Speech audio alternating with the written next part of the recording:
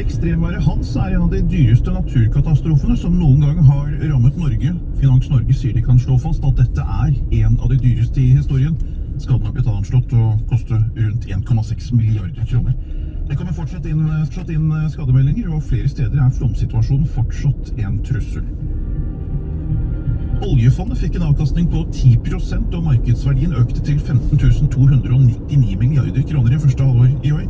I en nyhetsmelding fra Norges Banks Investment Management, som forvalter det såkalte oljefondet, det et sterkt aksjemarked og en svakere krone som har bidratt til denne økningen. 10 000 studenter står fortsatt i boligkø, det viser samskipnadene. Så langt har over 20 000 studenter fått tilbud om studentbolig, men behovet fortsatt stort. Norsk studentorganisasjon sier til NTB at de nå forventer at tiltak de har etterlyst blir prioritert av politikerne.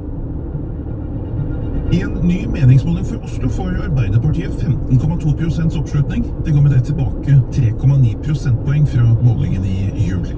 Tallene de laveste for partiet i byen på 14 år, ifølge oversikten til Poll of Polls. Det nå et borgerlig flertall i hovedstaden. Kyiv reagerte kraftig på uttalelsen fra NATO-stabssjef Stian Jensen om å avgi territorium fra Ukraina til Russland i bytte mot NATO-medlemskap. Under en paneldebatt i Arendal i går, Norsk Utenrikspolitisk Institutt, NUPI, sier i en kommentar til VG at det opplagt at flere nå har tanker om hvordan man kommer seg ut. Så ser det strålende ut for Sørlandet i ettermiddag. Det meldt om klart, pent vær opp mot 24 grader i Arendal blant annet. Det ikke så flott på østmeldt kraftig regn med torden, og der blir det rundt 21 grader. Og det var en nyhetsoppdatering. Jeg heter Endre Lundgren. Værpressen Nordeko, finsolskjerming.no.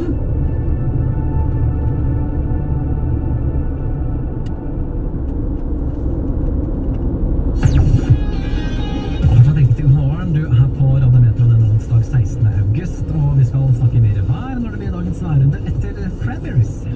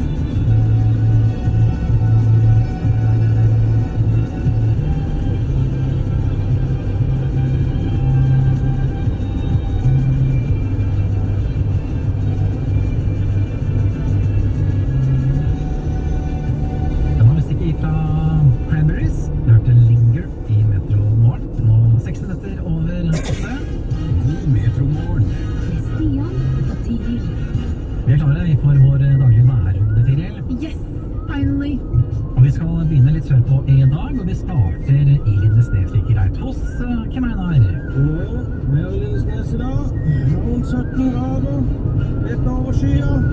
Regnet litt i natt, men så blå himmel i horisonten. Det har visst trykket over 20 grader i dag, med sol etter hvert. Så det blir helt opp. Så er det bare å henge ut klesvasken, for det er sikkert mye plaggtøyner. Det er oss flott alle sammen. Det er godt altså ifra Kim Einar der, ut med klesvasken i dag. Ja, og så har vi Joar. Hvordan er været hos deg? God morgen fra Mandal. Det er ca. 15 grader og litt skyer, men også litt blå himmel. Det ser ut som det blir en fin dag.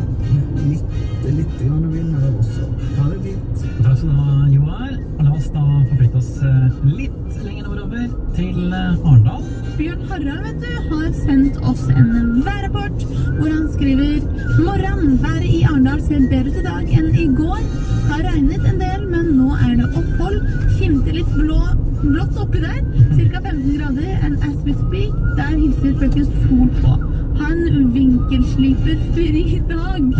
Vært 2 dager med støy fra vinkelsliper utenfor og fortsetter i dag. Ja, det er litt pes å høre på. Vinkelsliper? Oi!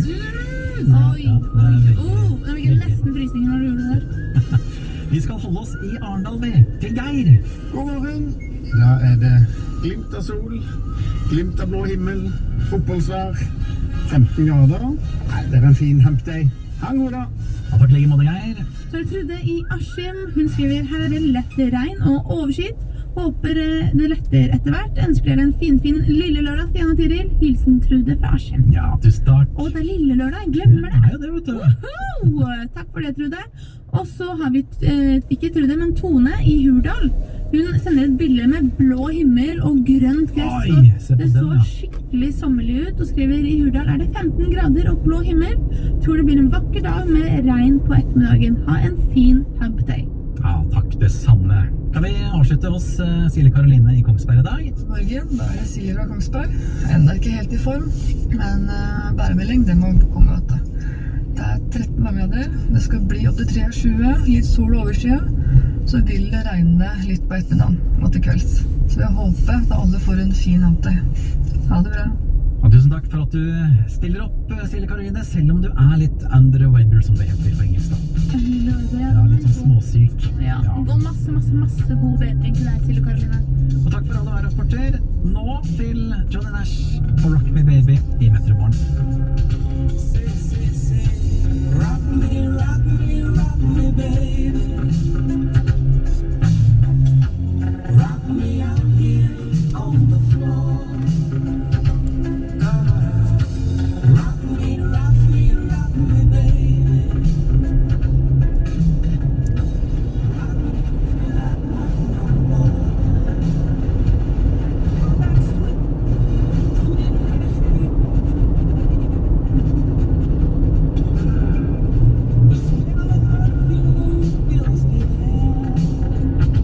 The mood is right. Come home,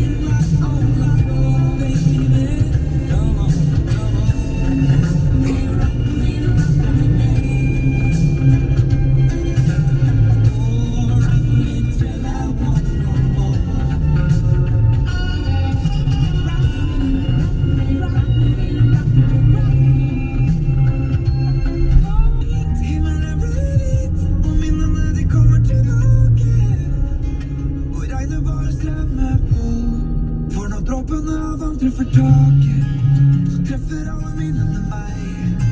Og det som jeg for lengst har lagt bak meg, dukker opp hver gang jeg våkner opp til lyden av deg. Og av og til så ser jeg tilbake, jeg blar igjennom bilder av deg. De dagene jeg ser meg tilbake, de dagene jeg savner deg. Men det er bare når det regner. Bare når det regner. Jeg holder fast på bildene våre, selv om de straks alltid er såre. Men likevel er gode å ha når det kommer en regnværsdag.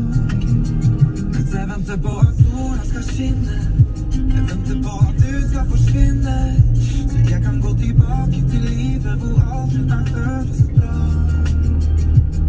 Men når alt her er så fint, himmelen blir regner. Bare når det regner. Bare når det regner. Bare når det regner. Bare når det regner. Sendingen presenteres av Turbo 1, bytteturbo på nett. Alt som kan lages i tre, kan også lages i glass.